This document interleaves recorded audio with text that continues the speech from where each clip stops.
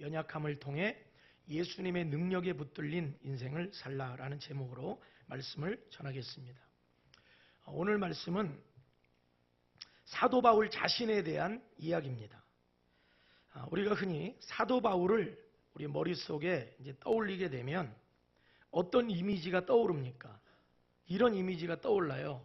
감히 어떤 범접할 수 없는 어떤 영적인 힘과 아우라가 느껴지는 어떤 그러한 위대한 인물, 이런 인물상이 이제 우리 머릿속에 떠오릅니다. 그래서 사도 바울을 생각하면 그 어떤 핍박에도 굴하지 않는 믿음인데, 그 믿음도 보통 믿음이 아니에요.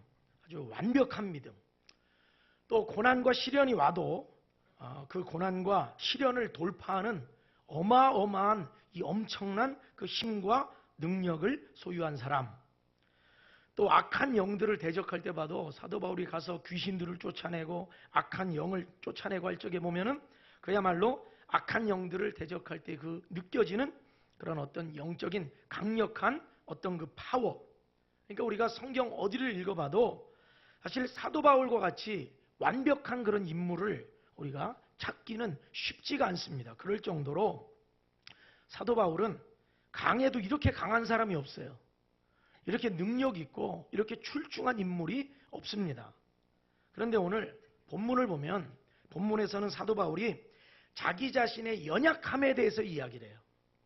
내가 얼마나 연약한 사람인가라는 것에 대해서 사도 바울이 이야기를 합니다. 무엇에 연약함이냐면 이런 겁니다.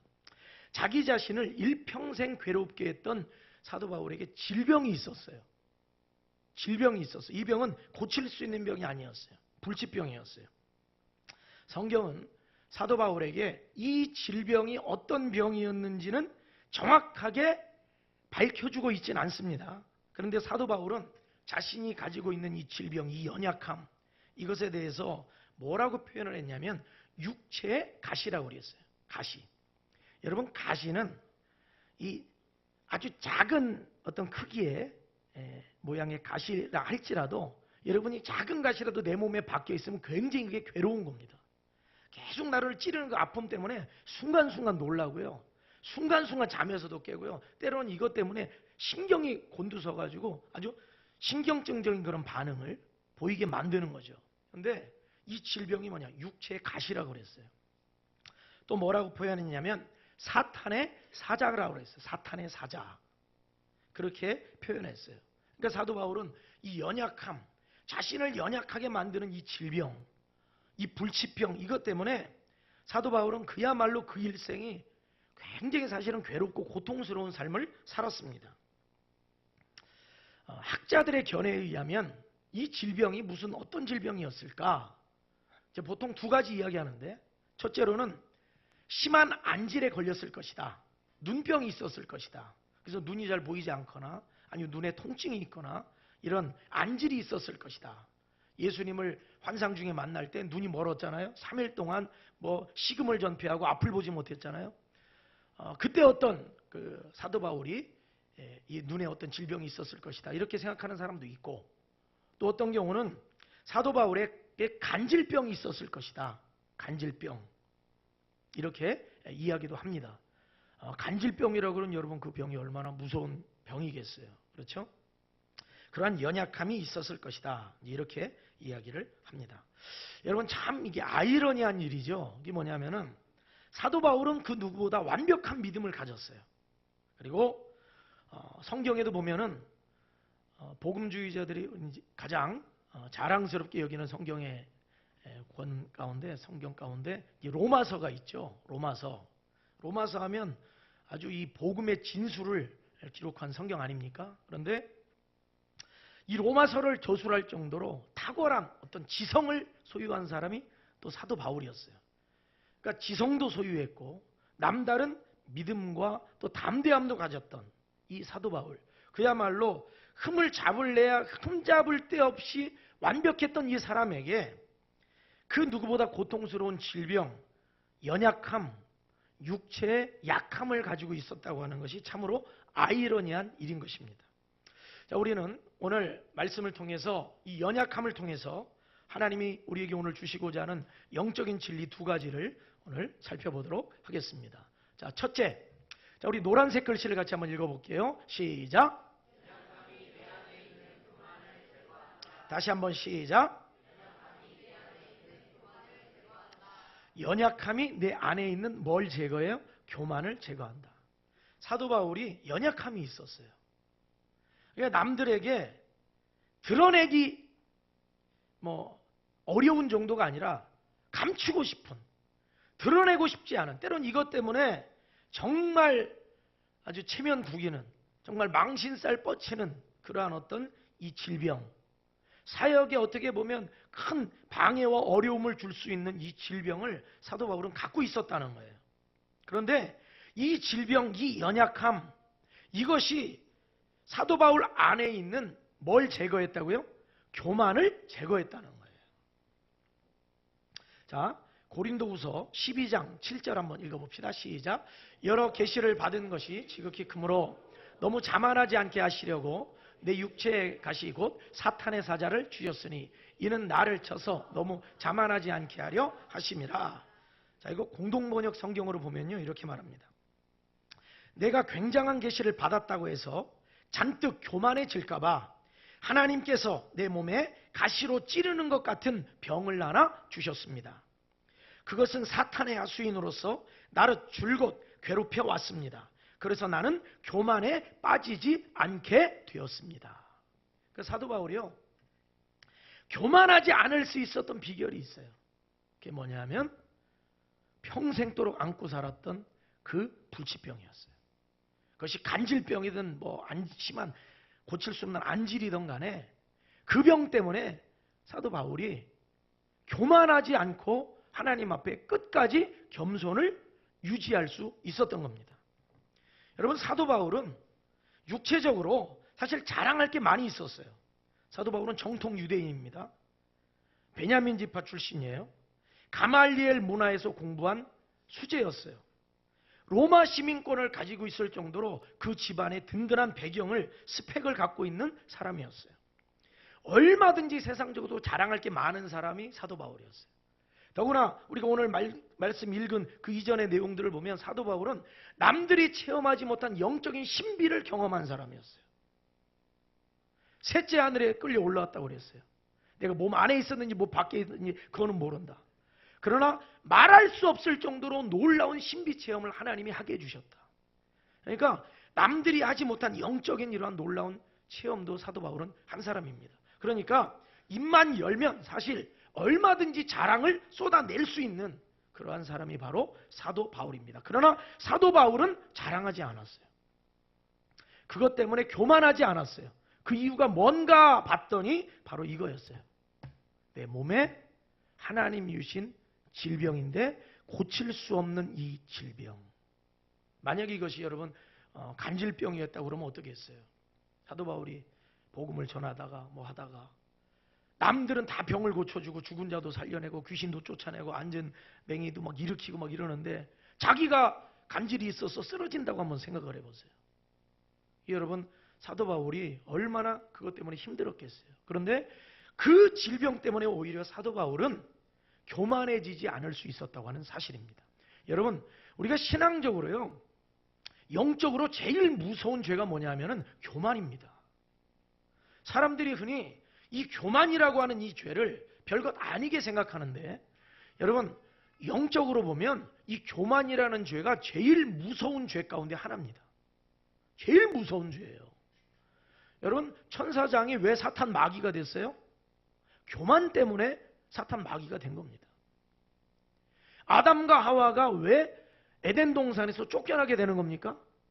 교만을 가지고 말씀에 불순종하여 선악과를 취했기 때문에 쫓겨난 겁니다. 여러분, 교만은요, 하나님의 모든 축복을 다 빼앗아갑니다. 교만은요, 사탄 마귀의 종이 되는 가장 빠른 지름길이 교만이에요. 여러분, 우리가 하나님 앞에 나와서 제일 먼저 여러분 교만의 문제 회개하셔야 돼요. 아멘. 어떤 경우는 영적으로 무슨 좀 체험이 있다고 해서 교만에 빠지는 사람이 있어요. 절대로 여러분 건 사탄 마귀의 종이 되는 겁니다. 남이 하지 못한 어떤 신비 체험이 있다고 해서 교만하면 안 돼요. 오히려 은혜를 받으면 받을수록 겸손해져야 돼요. 은혜를 받으면 받을수록 낮아지시기를 주의 이름으로 축원합니다. 그러니까 영적으로요, 우리가 이것이 민감해야 돼요. 아, 내 안에 지금 교만이 들어. 이거 내가 죽는 거예요. 죽는 거예요. 이게 암세포처럼 퍼져나가는 거예요. 결국은 나를 집어삼키는 것이 바로 교만이라고 하는 사실입니다. 그런데 사도 바울 안에서 얼마든지 몸에서 막 번져나갈 수 있는 이러한 어떤 교만의 암세포들이 언제 제거되었느냐? 육체적인 이 연약함, 이 질병 때문에 그것이 제거되었다는 사실입니다. 그러니까 사도 바울이 이렇게 말하잖아요. 이 질병 때문에 나는 줄곧 괴롭힘을 당해왔습니다. 그러나 그것 때문에 나는 교만에 빠지지 않게 되었습니다. 내가 교만에 빠지려고 그러면 나의 연약함, 나의 질병, 나의 이 문제 때문에 교만해질 수가 없는 거예요. 여러분, 여러분에게 어떤 연약함이 있습니까? 가정에도 있을 수 있고요. 자기 자신의 어떤 연약함들이 있을 거예요. 여러분, 그 연약함에 대해서 여러분 감사하시기를 바랍니다. 감사하시길 바라요. 나는 자녀 때문에, 나는 남편 때문에, 나는 나 자신의 어떤 부족한 어떤 부분 때문에. 근데 여러분, 그것 때문에 여러분들이 교만을 제거할 수 있고, 그것 때문에 여러분들이 하나님께로 나아갈 수 있다면 여러분, 그 연약함은 여러분에게 축복이 된다고 하는 사실입니다. 그래서 사도 바울은 일생을 무엇을 자랑하고 살았냐면은 자기 신분 자랑하지 않았어요. 자기 능력을 자랑하지 않았어요. 내가 얼마나 많은 사람 전도했고, 얼마나 많은 병을 고쳤고, 얼마나 많은 사람들 귀신 쫓아내줬고, 얼마나 많은 교회를 세웠고, 이거 자랑하지 않았어요. 사도 바울의 자랑은 그랬기 때문에 오직 누구만 자랑했느냐면 예수 그리스도만 자랑했어요. 예수만 자랑했어요. 나를 구원하신 예수 그리스도, 나를 위하여 십자가에 죽으시고 부활하신 예수 그리스도만을 자랑했다고 하는 사실입니다. 여러분 안에 연약함이 있습니까? 그 연약함이 여러분의 마음에서 자라나고 있는 암세포처럼 퍼져가고 있는 그 교만의 싹을 잘라내고 말 것입니다. 여러분, 그 연약함에 대해서 불평, 원망하지 말고 여러분 감사하시길 주의 이름으로 축원합니다. 자, 두 번째로, 자, 노란색 글씨 읽어봐요. 시작. 다시 한번 시작. 누군가가 사도 바울에게 당신은 어떻게 그렇게 크고 놀라운 일을 감당할 수 있었습니까? 여러분, 사도 바울의 사역을 보면요, 이게 어마어마합니다. 우리가 사도행전에 사도 바울의 그 선교 여행의 그 과정을 쭉 따라가 보면 사도 바울의 이 전도 여행은 어마어마한 거예요. 터키 지역을 다 돌았어요. 그리고 저 유럽 쪽으로 또 들어가서 이제 복음을 전했어요.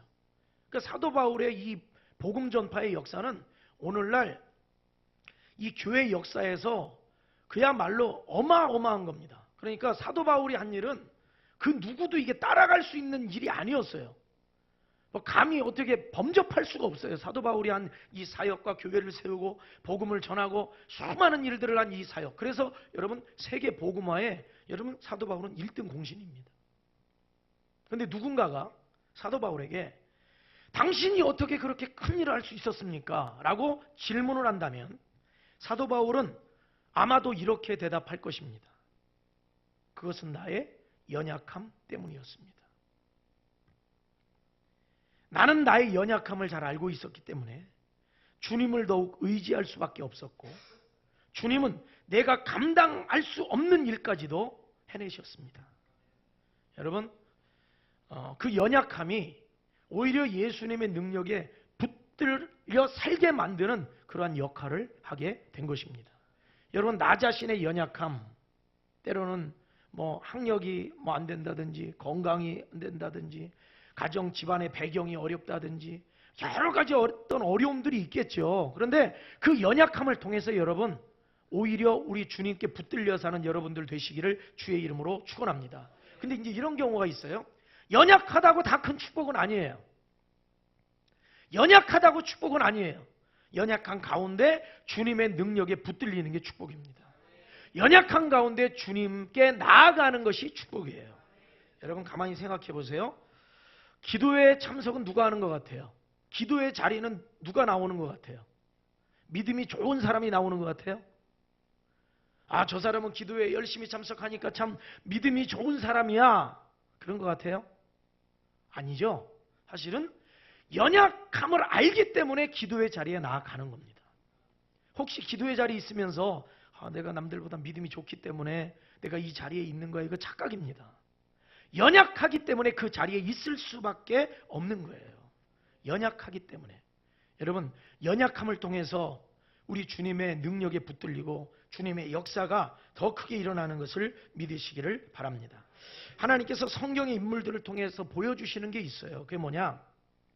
하나님은 세상에서 강한 사람을 들어 쓰시지 않아요. 하나님은 어떤 사람을 쓰시냐면 약한 사람을 들어 쓰세요. 성경의 대다수가 그래요. 그럼 왜 그러느냐? 그 이유가 있어요. 강한 사람들은 하나님을 찾지 않습니다. 나 스스로 나의 인생의 어떤 문제들을 해결할 수 있는 사람은 하나님을 찾지 않습니다.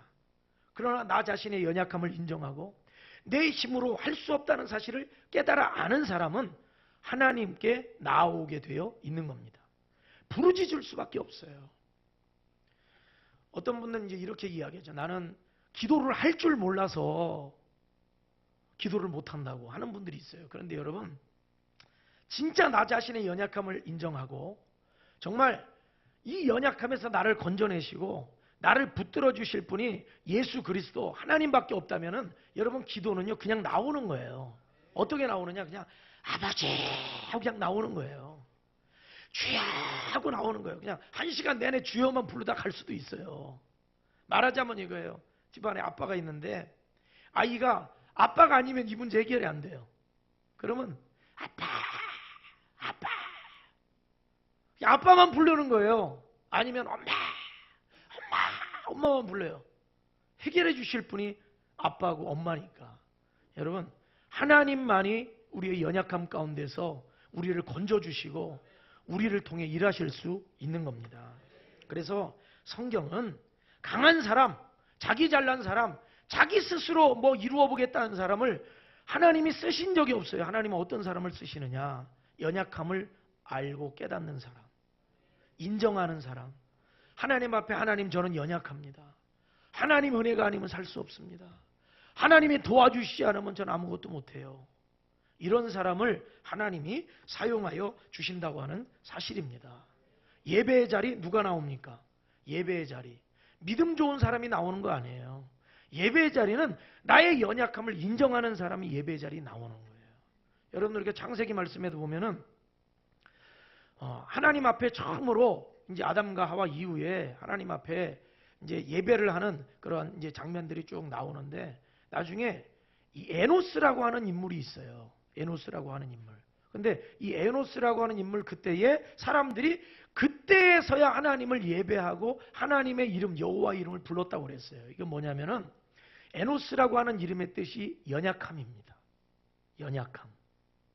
그게 뭐냐면 그 이름의 뜻이 그 시대를 말해주고 있어요. 그 시대에 어떤 사람들이 자신의 연약함을 깨닫고 나의 부족함을 깨닫고 인간의 한계를 깨닫고 하나님 앞에 예배하게 되었다는 걸 말하고 있는 거예요.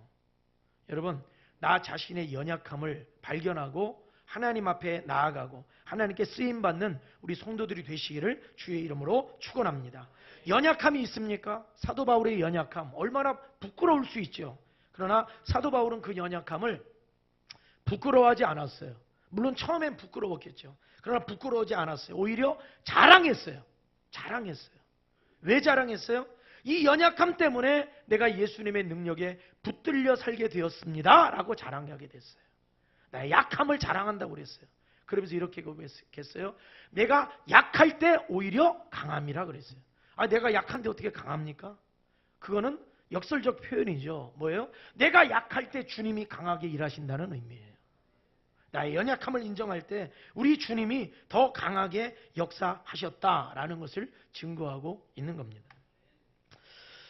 제가 오래전에 충남 청양에서 이제 목회를 할 적에 초창기 제가 이제 좀 젊은 아주 어린 목회자였을 때 이제 사역을 할 적에 4개 교회가 건축을 같이 시작했어요. 성전 건축을. 4개 교회가. 그런데 이제 제가 목회하던 교회도 건축을 시작을 했죠. 4개 교회가 같이 건축을 시작했는데 3개 교회는 건축을 시작했는데 다들 아무런 그 걱정이 없었어요. 그러니까 주변 사람들도 그 교회 건축한데 그럼 잘 됐네, 축하할 일이네, 다 이랬어요. 그런데 제가 목회하던 그 교회 건축할 때는 전 지방의 전 목사님들이 다 걱정해 주셨어요. 다른 교회들은 몰라도 이 교회는 건축을 하면 감당하기 어려울 거다 그랬어요. 그래서 어떤 경우는 그 지방에서 연세가 제일 많으신데 감리사를 하셨고 한 목사님이 저희 교회 이제 권사님을 따로 만나자고 하는 거예요. 따로 만나가지고 그 권사님을 말렸어요. 저한테 직접 한 게 아니고 저한테 얘기해봐야 소용없을 것 같으니까 그 권사님을 불러가지고 권사님, 김용훈 목사님 좀 말리시지요. 그거 건축 들어갔다가 그 어려움 겪으면 어떡하려고 그럽니까? 그럼 말린 거예요. 그럴 정도로. 그 권사님이 교회에 그야말로 초창기 교회가 처음 창립될 때부터 교회 멤버거든요. 교회가 한 30년 역사 됐는데. 그러니까 교회에 말하자면 그야말로 터줏대감 역할을 하던 권사님을 따로 불러가지고 그 얘기를 한 거예요. 그런데 이 권사님이 뭐라고 그때 이야기를 했냐면 그 이제 목사님에게 목사님 저는 걱정 안 합니다. 그러면서 우리가 합니까? 하나님이 하시죠. 이렇게 고백을 한 거예요. 그분이. 그랬더니 그 목사님도 목사님이 오히려 영적인 충고를 받고 그러냐고 하면서 이제 가셨어요. 그런데 그 이야기를 나중에 해주셨어요. 그 권사님이 해주셨는데 그럴 정도로 교회가 사실은 어려운 교회였어요. 왜냐하면 교회 건축 예상 비용이 1년 예산의 10배. 10배예요. 근데 그 10배라고 해서 대단히 짓는 건 아니에요. 최소한의 비용이었어요. 그게. 그런 정도로 교회가 어려운 시골 교회였어요. 산속에 있어요. 산속에. 아주 골짜기에. 근데 여러분 건축이 시작이 됐어요. 다른 교회들도. 다른 교회들은 대출 받고 하고 이러면서 시작이 됐어요. 근데 그 당시 우리 교회는 대출을 받으면 난리 나요. 감당할 수가 없는 교회예요. 대출도. 그냥 무조건 해야 돼요. 그래서 그 기도 제목을 뭐라고 그랬냐면 빚 없는 성전 건축이라고 했어요. 빚 없는 성전 건축. 자, 4개 교회가 다 공사가 진행이 됐어요. 그리고 공사들이 다 끝났어요. 그런데 빚 없이 끝난 교회는 우리 교회 하나였어요. 하나. 나머지 교회들은 그 뒤로 5년, 10년 동안 계속 빚을 갚으면서도 힘들다 어렵다 했는데 가장 연약한 교회는 빚 없이 끝나버렸어요. 7개월 만에. 할렐루야. 제가 거기서 느낀 게 뭐냐면 연약한 교회, 연약한 성도. 우리가 약하고 연약하다고 해서 절망하고 좌절할 게 아니라 우리의 연약함, 우리의 약함을 인정하고 하나님 앞에 엎드릴 때 하나님은 더 크게 역사하신다. 자, 다음 사진 하나 우리 볼까요? 여기 앞에 몇 글자가 지금 사진 안에 다 들어오지 못했기 때문에 마치 스마스 M 무슨 빌딩 우리가 앞에 사진 찍은 것 같은데 크리스마스 빌딩 이제 건축을 시작할 때 텃파기 하면서 땅을 이제 들어갈 때 가림막 건축 가림막을 이제 해놓고 그 앞에서 우리가 찍은 거예요. 저때 우리가 이제 그 처음으로 우리가 가서 예배를 드릴 때인데 아직 저 때는 뭐 제대로 뭐 계약금도 준비가 안 됐을 때고 아무것도 사실 준비가 안 됐을 때입니다. 그런데 우리가 저 크리스마스 빌딩 요즘은 크리스마스 빌딩 어딘지 아시죠? 여기입니다. 네. 저 앞에서 이제 찍은 건데 그 당시만 해도 제가 이 기도의 순서지를 준비할 때 그런 마음이 들었어요. 뭐냐면 아직 계약금도 제대로 준비가 안 됐고 아직 중도금, 잔금 모든 게 준비가 안 됐어요. 인테리어 비용 전혀 아무것도 준비가 되지 않은 상태였어요. 사실 모든 게 교회적으로 처음에 우리가 세워지고 성장을 해서 하지만 조그마한 공간을 나눠서 막 그렇게 썼잖아요. 작은 공간을 나눠서 거기서 식사도 막 한 20여 명 들어가는 공간에서 그냥 신발 다 밖에다 그냥 벗어놓고 우르르 들어가서 막 더운데 막 거기 찜통 무슨 그 찜질방 안에 들어와 있는 것처럼 옹기종기 앉아서 땀 삐질삐질 흘려가면서 거기서 식사하고 막 그랬잖아요. 그 전에. 그런데 그렇게 있다가 새롭게 이곳으로 우리가 분향을 생각하고 기도하면서 왔는데 사실은 아무것도 준비가 안 됐다고요. 제가 그때 볼 때 무슨 생각까지 했냐면 참 우리는 참 연약하다. 우리는 참 약하다. 아무것도 우리는 준비하지 못할 정도로 우리는 약하다.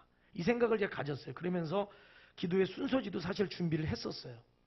그렇지만 아무 어떤 도움도 없었고 우리가 연약함이고 부족함이었지만 그러나 하나님께서 그 연약함을 통해서 더 크게 역사해 주셨어요.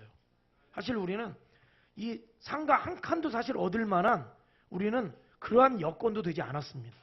그런데 하나님께서 역사해 주시니까 상가 2칸도 얻게 해주시고 작년에는 교육관도 얻게 해주시고 또 그리고 소예배실 우리 주방으로 쓰는 또 사무실로 사용하는 저 공간도 얻게 해주시고 여러분 이거는 우리가 무슨 능력이 있어서 되는 게 아닙니다.